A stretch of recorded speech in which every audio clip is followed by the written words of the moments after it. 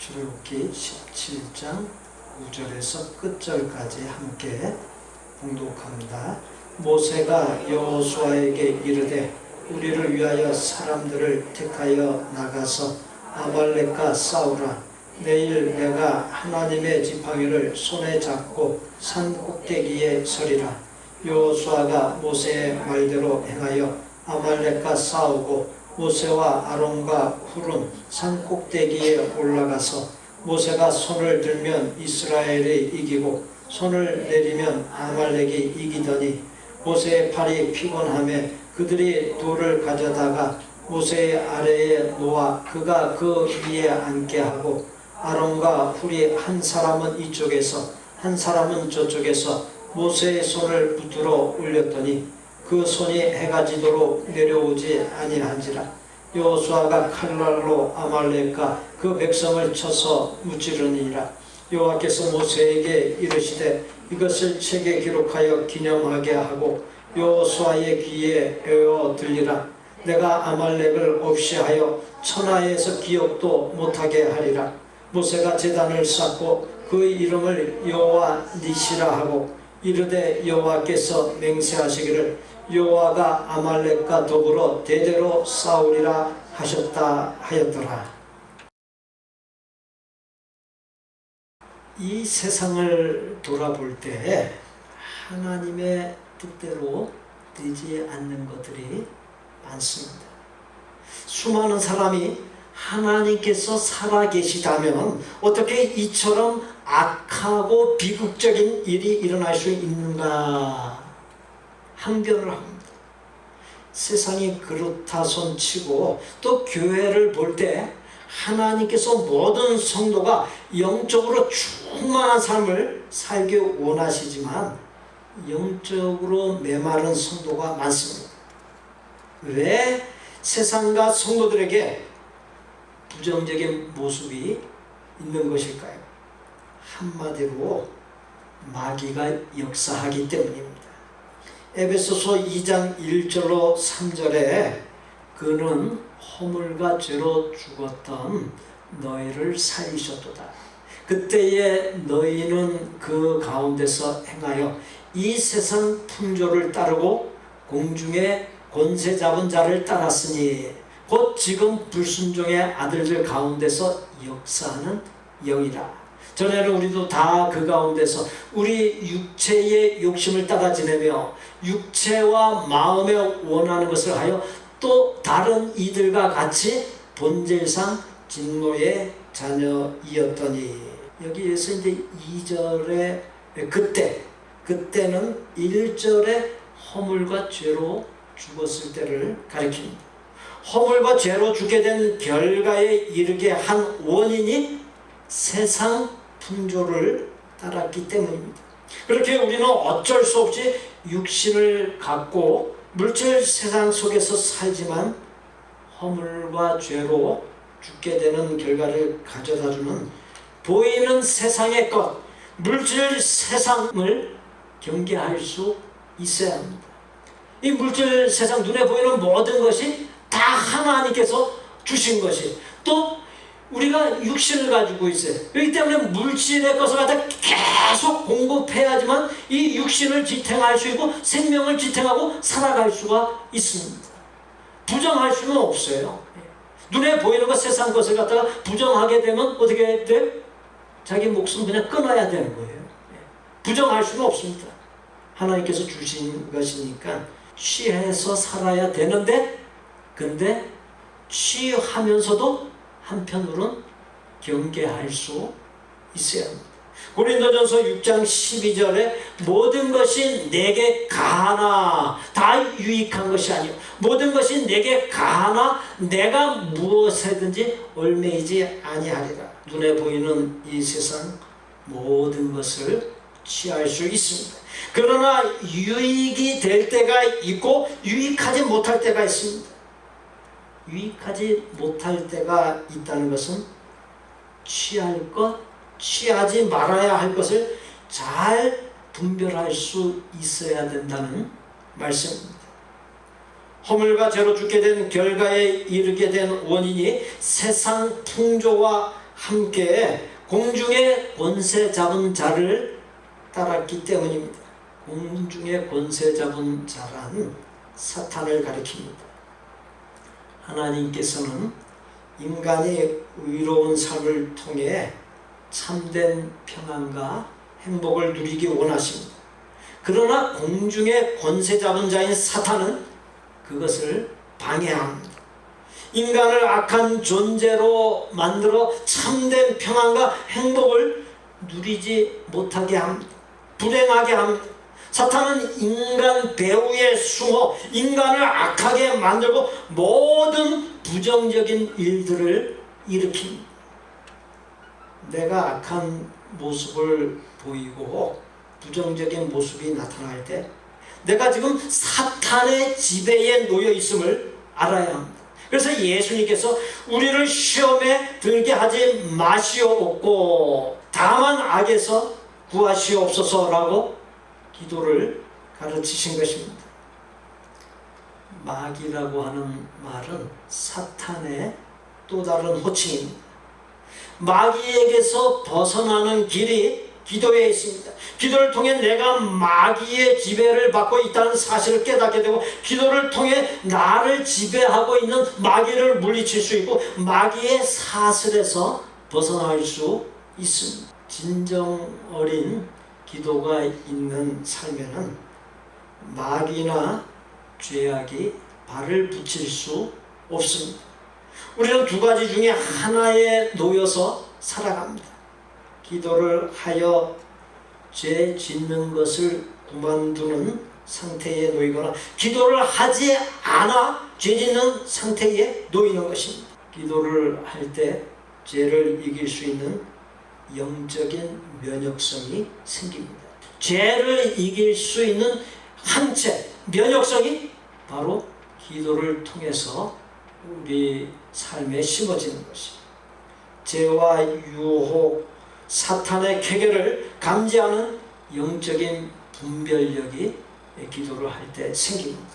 기도로 문제가 일어나지 않도록 문제를 예방할 수 있습니다. 그러므로 문제가 일어나지 않도록 사전에 기도하는 것이 문제가 일어난 다음에 기도하는 것보다 더 중요합니다. 기도하지 않으면 죄에 빠질 수밖에 없고 문제가 일어날 수밖에 없습니다. 기도하면 사랑이 넘치고 겸손하고 온유한 삶을 삽니다. 그러나 기도하지 않으면 미움이 넘치고 교만하고 무례한 삶을 삽니다. 하나님께서는 성도의 기도를 통해 하나님의 뜻을 이루어 가십니다. 지난주에 그런 말씀을 드렸죠. 하나님께서 내가 기도하지 않아도 내게 필요한 거, 내게 있어야 할 바가 무엇인지 다 아신다고 그랬어요. 그러면 우리가 그런 논리가 성립되지 않습니까? 하나님이 내가 기도하지 않아도 구하지 않아도 다 알고 계시는데 다 예비해 놓고 계시는데 그럼 내가 뭐하러 기도할 필요가 있어? 이런 논리가 생겨요. 그러나 답은 뭐예요? 기도해야 된다는 거예요. 하나님께서 딱 옆에다 예비해 놓았는데 내 필요를 아시고 딱 갖다 놓았는데 기도하지 않으면 절대로 안 주신다는 거예요. 반드시 기도를 해야지만 예비해 놓은 것을 갖다가 주신다는 거예요. 그냥 주시지 않는다는 거예요. 기도라고 하는 수단, 기도라고 하는 과정을 통해서 우리의 필요를 채워주신다라고 하는 것입니다. 나의 생애에 닥치는 어려움을 도와주신다라고 하는 것입니다. 하나님께서는 기도를 통해서 당신의 능력을 나타내 보이십니다. 기도할 때에 나의 모든 일에 이 기도한 것이 영향을 미치게 되어 있습니다. 하나님의 법칙이에요. 영적인 세계의 법칙. 하나님께서 그렇게 원리를 만들어 놓으셨어요. 내가 기도하는 모든 일들에 하나님의 능력의 영향이 거기에 미치게 된다라고 하는 것입니다. 기도하는 교회는 부흥하고 기도 없는 교회는 침체합니다. 제가 벌써 지난주 한 주 동안 특별 새벽 기도회 하면서 이제 매번마다 기도하죠 우리가. 말씀 듣고 나서 주기도문으로 끝나지 않아요. 합심해서 기도합니다. 근데 오늘 일부 예배 때는 안 하던 거 하려고 하니까 그걸 놓쳐버렸어요.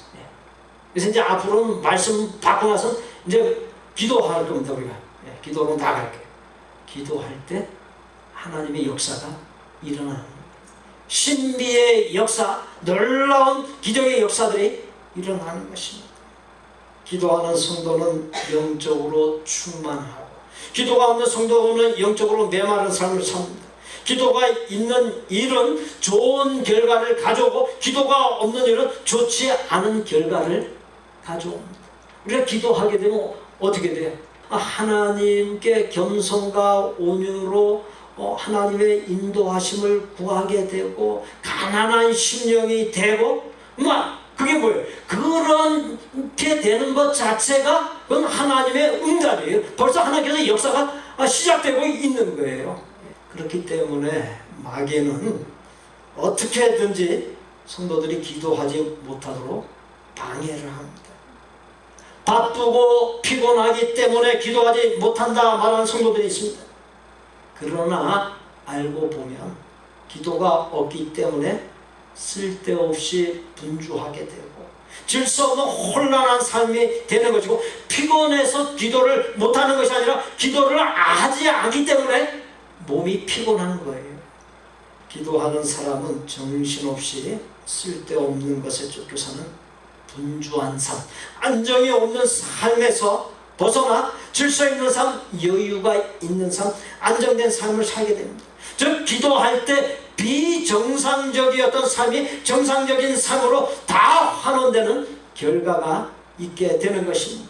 우리는 욕망과 욕심이 꿈틀거리는 육신을 갖고 있고 물질 세상에 속해 있습니다. 그래서 예수님께서 마음에는 원이로되 육신이 약하도다 말씀한 것입니다. 기도하지 아니하면 욕망과 욕심이 지배하는 삶, 물질 세상이 지배하는 육적인 삶을 살게 됩니다. 기도할 때 욕망과 욕심과 물질 세상을 지배하고 잘 다스리는 삶, 욕망과 욕심과 물질로 인하여 죄짓지 아니하는 삶, 넘어지지 아니하는 삶, 선한 삶을 살 수 있습니다. 기도하지 않는 사람은 매사에 조바심을 내고 염려하고 불안해합니다. 아주 소소한 것에도 예민하게 반응하며 시험에 빠집니다. 기도하지 않을 때 어떤 부정적인 일이 일어날지 알 수가 없어요. 기도하지 않고 산다는 것은 뭐예요? 그건 시한폭탄을 끌어안고 사는 거예요. 언제 터질지 모르는 시한폭탄, 언제 무슨 일이 일어날지 모르는 그런 인생의 폭탄을 지니고서 사는 것입니다. 그러나 기도하는 사람은 느긋하고 염려하지 않으며 불안해하지 않습니다. 웬만한 것 갖고는 시험 들지 않습니다. 어떤 어려움이 있다 할지라도 기도하는 사람은 그 어려움을 이길 수 있습니다. 든든한 기댈 곳, 곧 믿고 의지할 전능하신 하나님께서 내 곁에 계시기 때문입니다.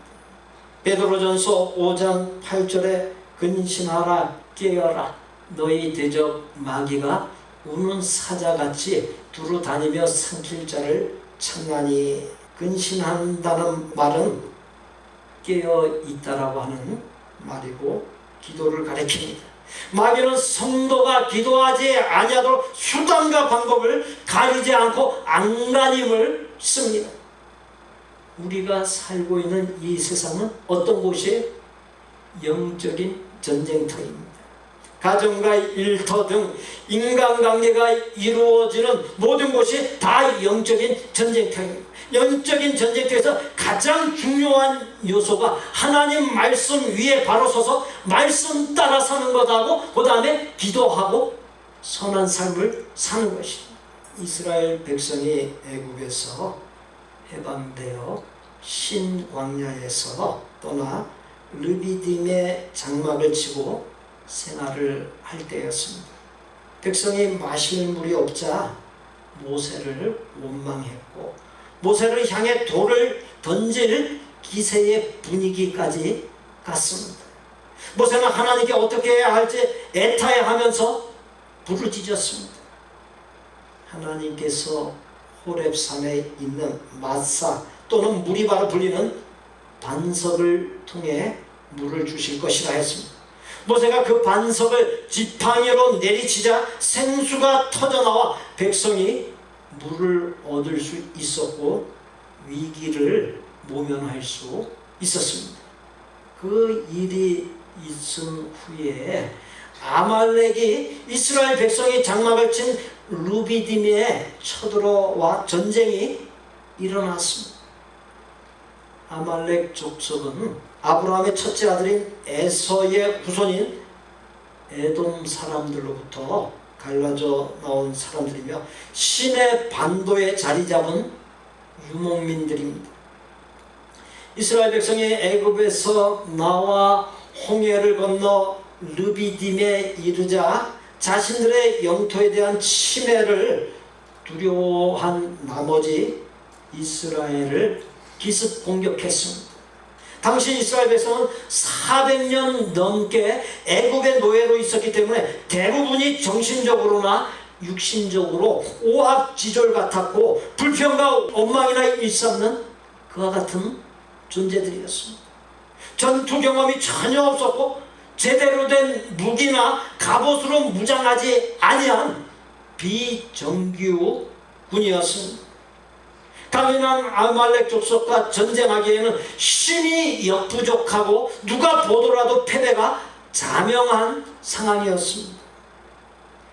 그와 같은 상황 속에서 주어진 본문 9절로 12절에 이런 기록이 나옵니다. 모세가 여호수아에게 이르되 우리를 위하여 사람들을 택하여 나가서 아말렉과 싸우라. 내일 내가 하나님의 지팡이를 손에 잡고 산 꼭대기에 서리라. 여호수아가 모세의 말대로 행하여 아말렉과 싸우고 모세와 아론과 훌은 산 꼭대기에 올라가서 모세가 손을 들면 이스라엘이 이기고 손을 내리면 아말렉이 이기더니 모세의 팔이 피곤함에 그들이 돌을 가져다가 모세의 아래에 놓아 그가 위에 앉게 하고 아론과 훌이 한 사람은 이쪽에서 한 사람은 저쪽에서 모세의 손을 붙들어 올렸더니 그 손이 해가 지도록 내려오지 아니한지라. 모세가 하나님의 지팡이를 손에 꼭 잡고 산 꼭대기에 섰다 했습니다. 그냥 일반 지팡이가 아니라 하나님의 지팡이, 하나님의 능력을 상징하는 지팡이를 갖고서 산 꼭대기에 섰습니다. 지팡이는 뱀이 되고 애굽의 열 재앙을 내리고 홍해를 가르고 반석을 쳐서 물을 낸 기적의 지팡이입니다. 그 하나님의 지팡이를 잡고 또 손을 들었다라고 하는 것은 하나님을 전적으로 바라보고 절대적으로 의지하고 기도했음을 가리킵니다. 아말렉과의 전쟁은 모든 조건이나 상황을 볼 때 이스라엘의 패배가 이미 확정된 전쟁이나 다름없었습니다. 인간적으로 어떤 기대를 걸 수 없는 전쟁. 모세는 그와 같은 절망적인 상황에서 하나님께 이스라엘 백성의 운명을 걸었는데 그 운명을 걸은 것이 바로 기도였던 것입니다.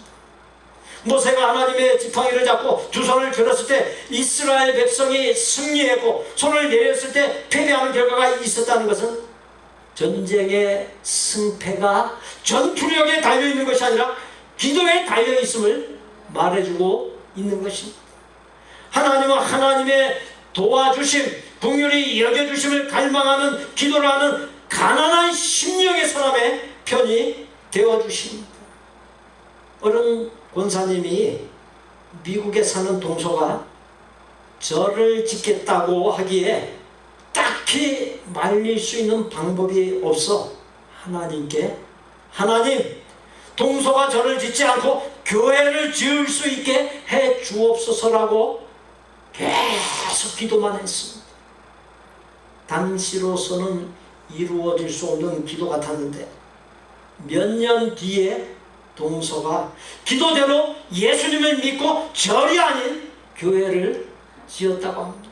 제자들이 기도하지 않고 잠에 빠지고 졸므로 예수님이 붙잡혀 갔을 때 모두 도망가 숨어 버렸고 베드로는 3번이나 예수님을 부인하는 일이 일어났습니다.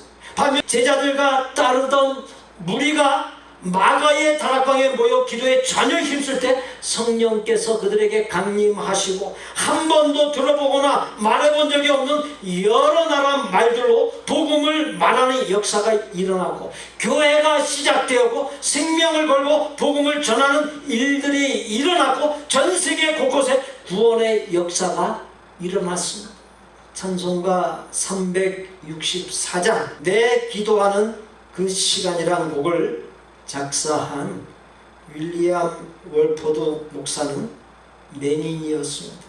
앞이 보이지 않으므로 근심 걱정에 잘 사로잡히고 힘들 때가 많았지만 기도를 하는 시간에 모든 근심 걱정이 사라지고 힘든 것을 이길 수 있는 위로와 힘을 얻어 승리하는 인생이 될 수 있었습니다. 그렇기에 내 기도하는 그 시간 그때가 가장 즐겁더라고 고백을 했던 것입니다. 사랑하는 성도 여러분, 기도는 승패, 곧 승리와 패배, 성공과 실패를 좌우합니다. 살면서 어려움을 당할 때 또는 커다란 과제가 있을 때 반드시 하나님께 나아가 간절히 기도하십시오.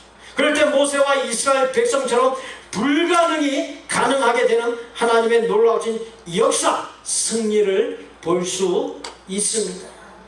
우리 구주 예수 그리스도의 은혜와 아버지 하나님의 거룩하고 완전한 사랑과 성령님의 교통 내주 역사하심이 영적 전쟁터인 이 세상에 사는 동안 늘 기도에 힘쓰는 가운데 모든 영적인 정쟁에서 승리하고 하나님께서 주시는 천국의 평강 속에서 살기를 소원하고 작정하는 아름다운 마음의 성도들과 그 가족과 생업과 학업과 대인관계와 미래 위에 우리 복된 교회 신앙 공동체 위에 우리가 사랑을 나누는 곳들과 사역자들 위에 이제로부터 영원토록 함께 계실지어다. 아멘.